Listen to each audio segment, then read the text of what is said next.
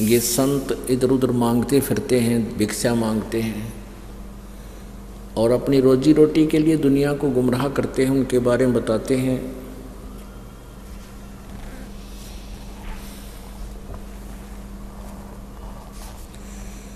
क्या बताते हैं?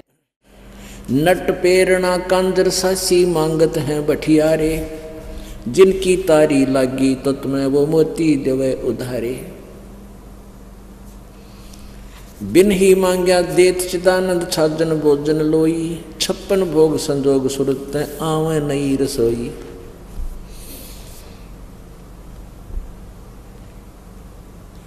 आपसे आवे रतन बराबर मांग्या आवे लोहा, लक्षण नहीं जोग के जोगी जा बस्या बन खोहा।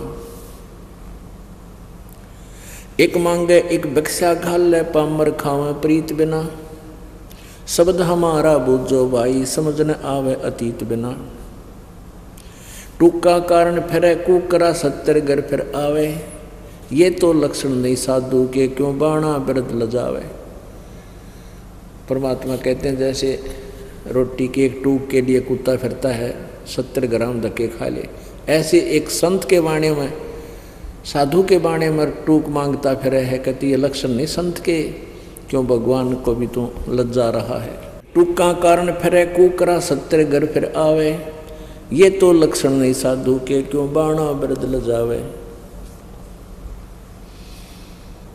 जिनको आत्मज्ञान नहीं वो मांगते हैं भाई, और चावल चून इकट्ठा करके वह ब्याज बधावें जाई।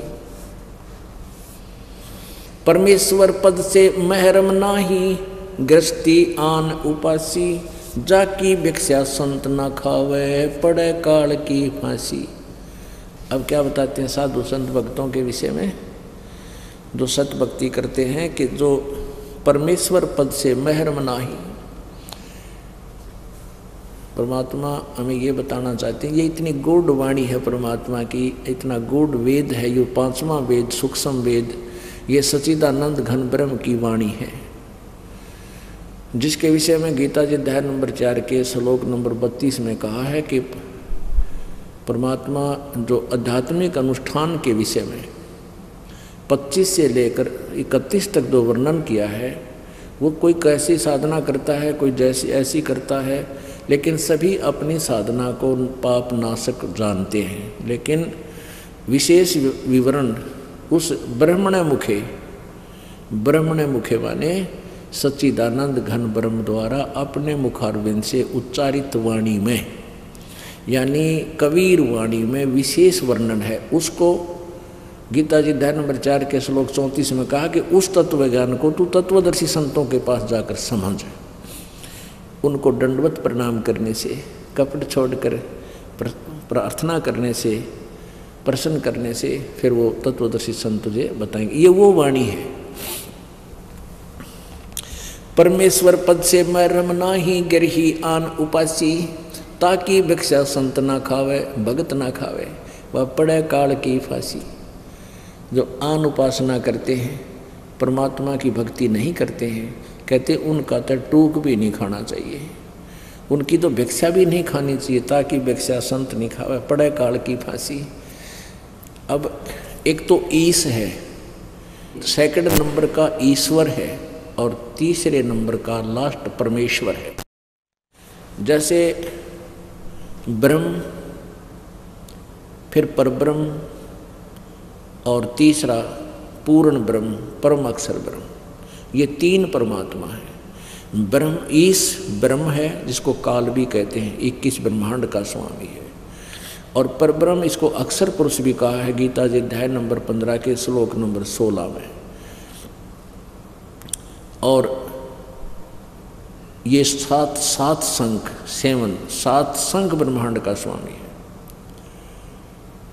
और तीसरा परम अक्षर ब्रह्म, पूर्ण ब्रह्म, सतपुरुष कहो, ईश्वर, परमेश्वर।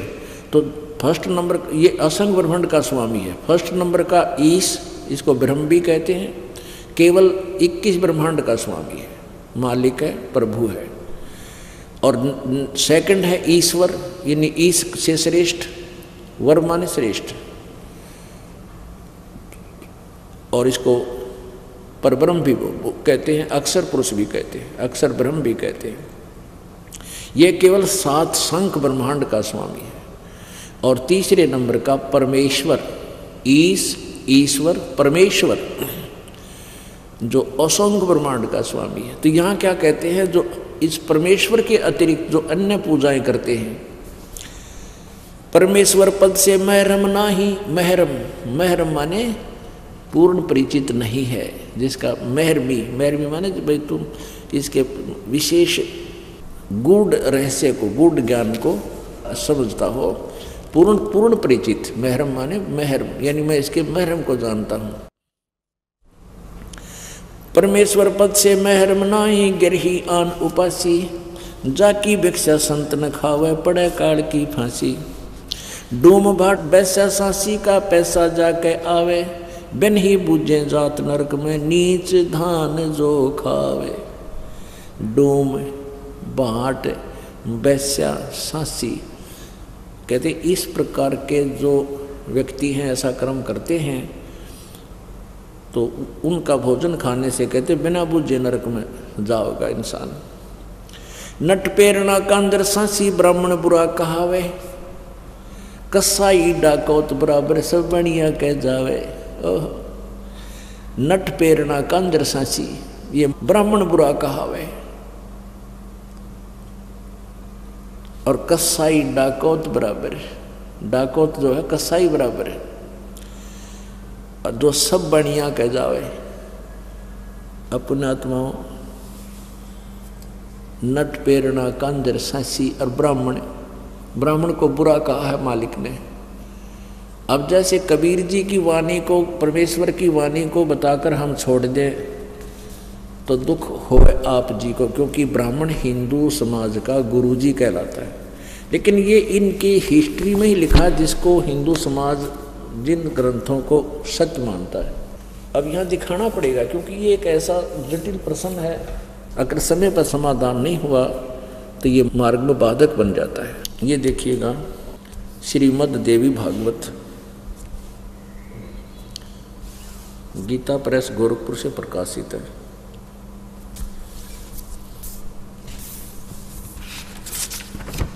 संपादक हनुमान प्रसाद पोदार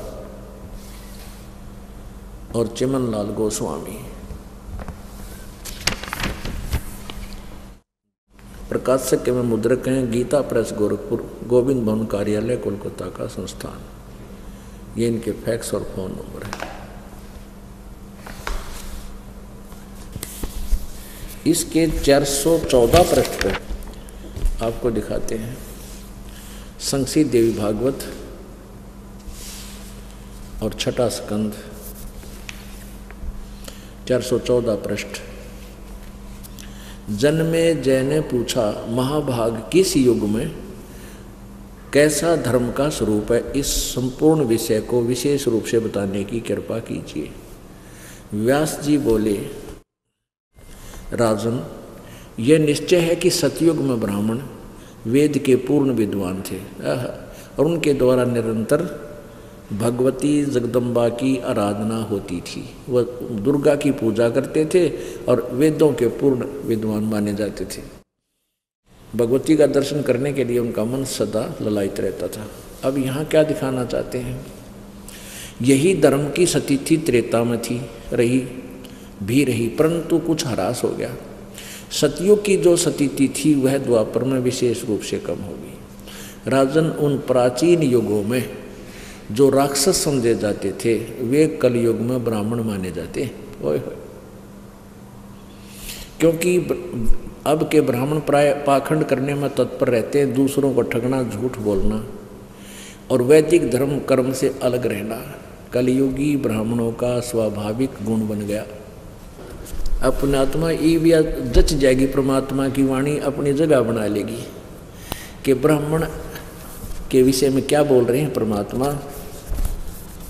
नट पेरना कांदर सांसी, ब्राह्मण बुरा कहावे, कसाई डाकोत बराबर सब बढ़िया कह जावे। ये डाकोत कहते हैं, कसाई कैसे हैं, मांग कर डरा धमका कर किसी ने तरह न्यू हो जाएगा, ग्रह चढ़ रहे हैं, फलाना चढ़ रहे हैं, और फिर वहाँ से लेकर पैसा, आटा चावल नमक कुछ भी मिल जाओ न तो, और फिर बेच के लाला जी के, और फिर कोई बूटी लाओगा या ब्याज पर पैसे देगा।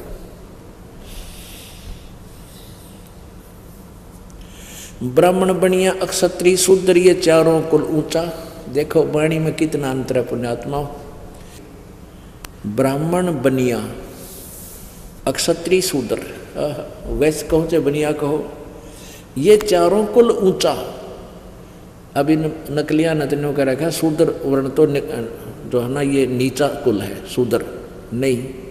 अपने अपने कर्म को जो निष्ठा से कर रहा है, सभी का कार्य करने योग्य है, कर्तव्य कर्म है, और कोई ऊंचा नीचा नहीं। जिसका जो कर्म है वो सही कर रहा है अपने निभाकर, कहते ये चारों कुल ऊंचा। और न्युग्रे द्वार न जावे योगी, जो सत सोजत इंद्री सूचा। कि अगर ठीक सत साधना करने वाला हो और परमात्मा का नाम ले रखा हो, पूर्ण परमात्मा की भक्ति करता हो, इन चारों कुलों में किसी भी कुल में किसी भी वर्ण में उत्पन्न हो और ये साधना कर रहा हो और ये साधना ना कर रहा हो, उस निगुरे के घर नहीं जावे। इन चारों वर्णों में जो सत साधना करता है तो उसके आहार आप कर सकते हो, ऐसा लिखा है। अपनात्मा ये चिंतित ना होना कि तुम भाई हमने तो रिश्तेदारी में जाना पड़ता है और वहाँ भी फिर रोटी तो खानी ही पड़ती है, मारे भी बाहर लगेगा, वो भी नुगरे हैं। तो उसका एक बता रखा है एंटीबायोटिक आपको, कि कहते हैं आप वहाँ जाते हो, खाना खाने नहीं जाते उनके वहाँ पर, और आपके पास एक ऐसे मंत्र हैं, उस नाम के जाप से, ये तो जो भक्ति नहीं करते ना उन पर असर है, और किसी कारण से आप जी ने कहीं आहार करना पड़ जाता है तो परमात्मा का नाम जाप करते रहिए। और अन्नदेव की आरती है एक छोटी सी, उसको आप कीजिए, आपको हानि होगी नहीं आपको, और जिसका अपना आहार किया उसको पुण्य हो जाएगा। इस तरह मालिक ने बताया है। ये तो उनके लिए बताया जो मांगते फिरते हैं और फिर भक्ति की भी रीस करते हैं। पहले तो साधना शास्त्र विरुद्ध, और फिर किसी का भोजन लेकर खा लेते हैं, उनके पास वो भक्ति सत्य है नहीं जो उस पाप के भोजन को हजम कर सके, यानी उसे डिस्टर्ब ना हो। तो आप जी को मंत्र दे रखे हैं, आपका मन वहाँ रोटी खाने का नहीं था, किसी विशेष उद्देश्य से गए हो, गए को आहार किया है, दिया है, तो आपको हानि नहीं होगी। ये उनको कहा जाता है जो परमात्मा की आड़ में उनको लताड़ा जा रहा है, जो भगत और संत बनकर और फिर मांगते आंडे। क्या बताते हैं, राजा राज रसातल जाई, कौम छती सो डांडे, सब है अपावन कहिए भाई, योगी किस दर हांडे। अब ये संत है ना नकली, ये राजाओं के गणे जाया करते, क्योंकि वहाँ अच्छी जो है ना उनको पैसे मिलते थे, तो वहाँ से वो भिक्षा अच्छी मिलती थी, उसके लिए वो दक्षिणा अच्छी मिलती थी। तो यहाँ बताते हैं राजा राज रसातल जाई, राजा नरक में जाएगा, क्योंकि कौम छती सो डांडे, अब सभी अपावन कहिए भाई, योगी किस तरह हांडे। राजा, जैसे राजा लोग टैक्स लगाते हैं आपके ऊपर, तो उस टैक्स के माध्यम से अच्छे बुरे गरीब अमीर सबका पैसा राजा के पास जाता है, और उसी से वो अपना निर्वाह करता है, अपनी सेना रखता है, अपने ऐश्वर्य के साधन करता है। उसमें से फिर कहते संत जाके खावे तो वो भी साथ नरक में जावे। एक हलाई सेंस कसाई, पलड़ा बेस बजावे, और कोठे माही नाच घाल के कोरा काल मनावे। एक अलाई होती है, जैसे किसान हल जोतता है ना, और 1 एकड़ मान ले ज़मीन है 200 फुट लंबा और 220 फुट लंबा और 198 फुट चौड़ा, ऐसा 1 एकड़ होता है। तो उसमें हल से संवारते समय वो लगभग 20 फुट चौड़ा और 180 200 यानी पूरे एकड़ की एक साइड की लंबाई ले लेता। तो उस 20 बाई 220 मान लो, एक हलाई में जो वो हल के द्वारा जमीन खोदता है तो उसमें उसको 1000 कसाइयों जितना पाप बन जाता है। बताओ। और फिर कहाँ जाता है, वो क्या करता है उस पैसे, जैसे घन अन्न हो गया किसान का, फिर वो बेच का होगा बनिया का, बनिए का बेचता है तो बनिया के सोचा है उस अनाज को अपने कोठे में अपने स्टोर में रख लेता है। और फिर ने सोचा ये भगवान इनका काल पड़ जा और तेरा गेहूँ महंगा बिक गया। वो पाप का भागी, कितनी दुष्ट सोच हो जाती है उस बिजनेसमैन की। तो कहते हैं 1 सेंस कसाई, मान लीजिए तो किसान के घर भोजन खाना चाहता है तो उसके ऊपर इतना भार बन जाता है। अपने आत्माओं, ये अध्यात्म ज्ञान है, ये तत्व ज्ञान है। इस तत्व ज्ञान को समझने के लिए आपको धैर्य रखना पड़ेगा, डगमग नहीं होना, घबराना नहीं। अब जैसे आप जाते हो किसी के घर, खाना भी खाना पड़ता है, किसान के घर भी जन्म है लोगों का, और भी बनिया के घर भी जन्म है। तो जैसे हम प्रतिदिन कपड़ा पहनते हैं, जैसे हम प्रतिदिन कपड़ा पहनते हैं और ये मैला हो जाता है, स्वाभाविक है, तो इसको धोने के लिए साबुन और जल का प्रयोग किया जाता है, ये स्वच्छ हो जाता है। ऐसे आपको एक मंत्र दे रखा है सतनाम। इस सतनाम के जाप आपके ऊपर ये भार नहीं बनेगा। अब जैसे आप किसी रिश्तेदार के यहाँ चले गए, आपने आहार तो करना ही पड़ेगा, अपने मंत्र जाप करना, आरती करें, और अब आपको तो लाभ बाहर बनेगा नहीं, क्योंकि आपके पास तो वो साबुन और जल है, मैल कट जाएगा। और आपको आहार कराने में जिसके घर आपने भोजन पाया उसको पुण्य मिलेगा, क्योंकि संत भगत के खिलाने का, भोजन कराने का बहुत पुण्य होता है।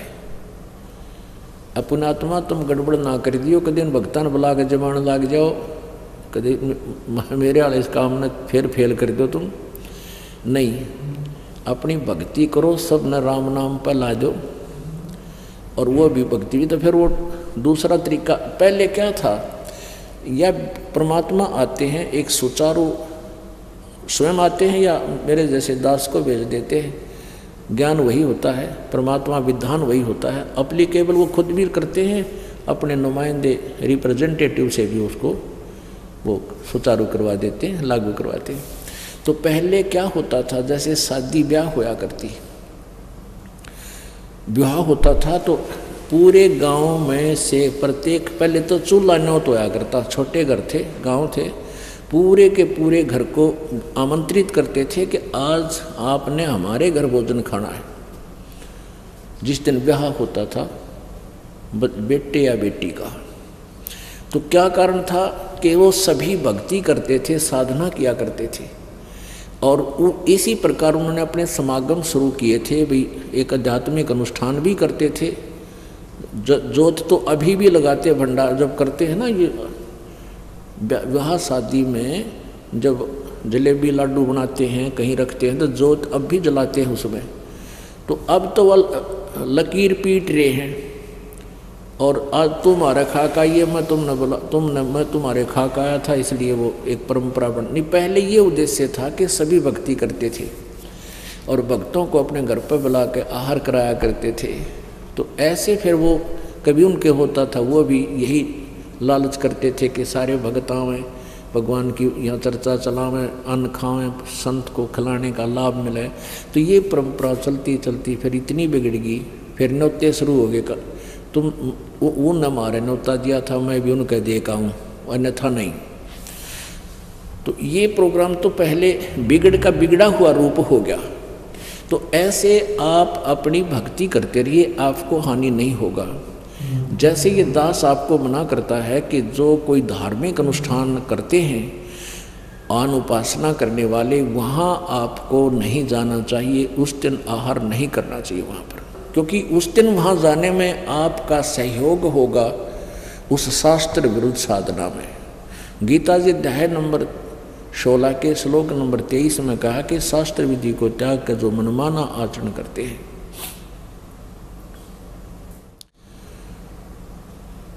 वो उनको न तो कोई सुख होता है, ना कोई सिद्धि होती है, और न ही उनकी गति होती है, अर्थात यूजलेस।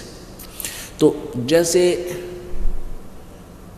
शास्त्र विधि त्याग का मनमाना आचरण करने वाले को परमात्मा के द्रोही कहा है, यानी विधान तोड़ रहा है। जैसे कोई चोरी करता है या कोई और अवैध कार्य करता है, उसमें आप भी सहयोग देते हैं तो दोनों दोषी होते हो, इस प्रकार। और वैसे आप कहीं जाते हो, खाना उद्देश्य है, लेकिन जो मांस मिट्टी शराब वगैरह प्रयोग करते हो उनका तो आहार भी नहीं करना चाहिए। जिस दिन कोई जैसे धार्मिक अनुष्ठान करते हैं, ये ड्रामाबाजी को 13वीं कोई 17वीं कोई की तो और लड़का हो गया तो और पंगा, तो उनमें नहीं जाना चाहिए आप जी को, बिल्कुल भूल के भी नहीं जाना चाहिए। वैसे रिश्तेदारी में आओ जाओ कोई दिक्कत नहीं, वहाँ रुकना पड़े रुको, अपना नित्य नियम क्रिया डेली की करते रहो, कोई दिक्कत नहीं आएगी। तो क्या बताते हैं, अब आप किसान का भी कार्य करते हो, आप दुकान का भी कार्य करते हो, मजदूर भी का भी कार्य करते हो, नौकरी भी करते हैं, तो उसके लिए परमात्मा ने ये मंत्र बता रखे, इनकी साधना करते रहिए। जो मांगे सो भड़ुआ कहिए, दर दर फिरे अज्ञानी, और योगी योग संपूर्ण जिसका जो मांग न पीवे पानी। पुण्यात्माओं, इस दास को सन 1994 में दीक्षा देने का आदेश मेरे पूज्य गुरुदेव जी ने किया था। उस समय ये दास सर्विस करता था जूनियर इंजीनियर सिविल की पोस्ट पे, और सत्संग पाठ करने का आदेश 1993 में दे दिया था। उस दिन से आज तक इस दास ने किसी के सामने एक नए पैसे की डिमांड नहीं की, ना किसी की पर्ची काटी, और ना ही किसी से न्यू का 10 रुपये दान करते हैं। अब परमात्मा कहते हैं जो मांगे सो बढ़ुआ कहिए, दर दर फिरे अज्ञानी, और योगी योग संपूर्ण जिसका जो मांग ना पीवे पानी। कहते हैं भक्त, योगी माने भक्त, संत वही है जो मांग के पानी भी ना पीवे। परमात्मा आगे तागे व्यवस्था रखे। आप देख रहे हो परमात्मा की कृपा से, क्योंकि आप जी को ऐसा मंत्र दिया जाता है, परमात्मा तुरंत आपको लाभ देना शुरू कर देता है। फिर ऐसा ज्ञान दे रखा है कि 10वां अंश गुरु को दीजिए, जीवन जन्म सफल कर लीजिए। यही वेदों और पुराणों का विधान है, लेकिन पूरे गुरु के बिना दिया हुआ दान फलता नहीं। तो आप जी को परमात्मा इतने ठाठ कर देता है, इतने सुख देता है, जो आपके बीमारी पर 50,000 रुपये लगने थे और 500 रुपये की दवाई से आराम हो गया। दवाई का तो बहाना किया परमात्मा ने, फिर आपके अंदर ये उत्सुकता पैदा होगी है, भगवान तो 50,000 का ऑपरेशन बोल रखा था और ये परमात्मा बंदी छोड़ की दया से मेरा ठीक टल गया। तो गणा नहीं था 10,000 रुपये देने की नीत आपकी मन में होगी, कम से कम 10 तो मालिक के दे दूँ, वो बाढ़ में जाने थे या धर्म में लागेंगे। तो कहते हैं करे करावे साइया मन में लहर उठा, और दादू से दर्जीव के आप बगल हो जा। आप पे तो आपको नुकसान से बचावे, और फिर प्रेरणा करे बेटा 2 पैसे दान भी कर बेटी, तो फिर वो दान करावे, और उस दान के प्रतिफल में फिर आपकी कैसी आपत्ति से रक्षा करेगा। जैसे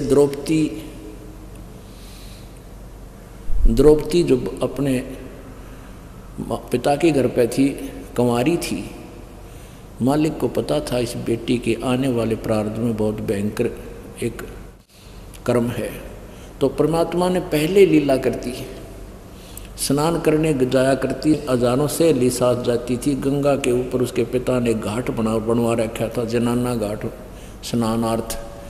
तो वहाँ एक अंधा महात्मा कहते सो छल छिद्र मैं करूँ अपने दिन के काज। आप पे पहुँच गए परमात्मा वहाँ अंधे का रोल करके, और एक लंगोट तन पे, एक लंगोट तन पे, और वो इतने पानी में पहले स्नान कर रहे थे।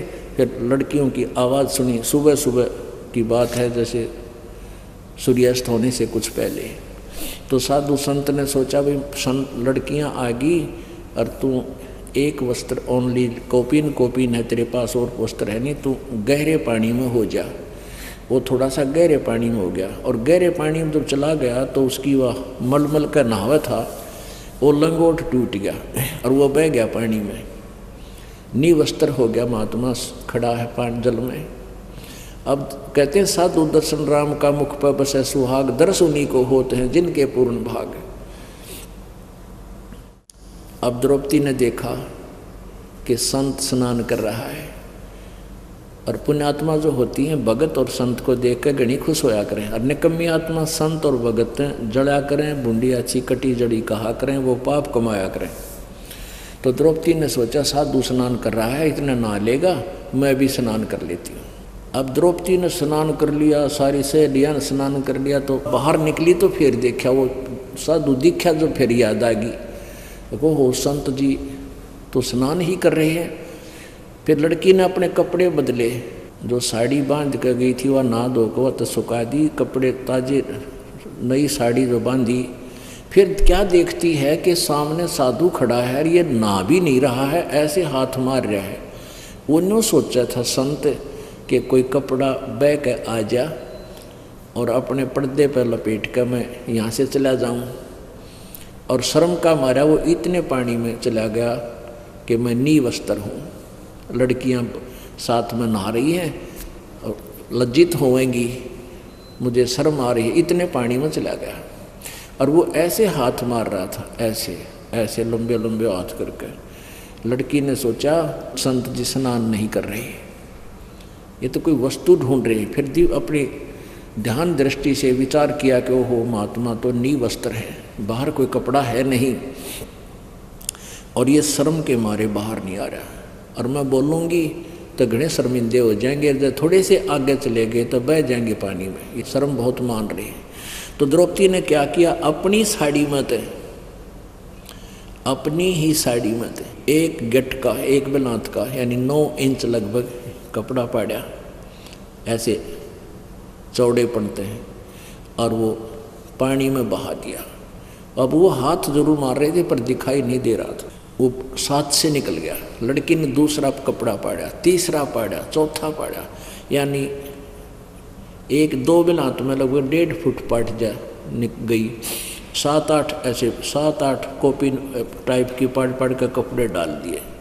साधु संत का हाथ नहीं लगे क्योंकि वो ब्लाइंड था। तो उसमें क्या किया, एक लंबी लकड़ी लाई उठा के, और एक बेलांत का और कपड़ा पाड़ा, एक गठ का, और लकड़ी का लपेटा दिया, और धीरे धीरे धीरे धीरे महात्मा जी जैसे हाथ कर रहे थे ना, उस हाथ के आसपास कर दिया वो कपड़ा। संत ने ऐसे कपड़ा पकड़ा और शुक्र मनाया, है भगवान बड़ी दया करी, आपने बड़ी दया करी।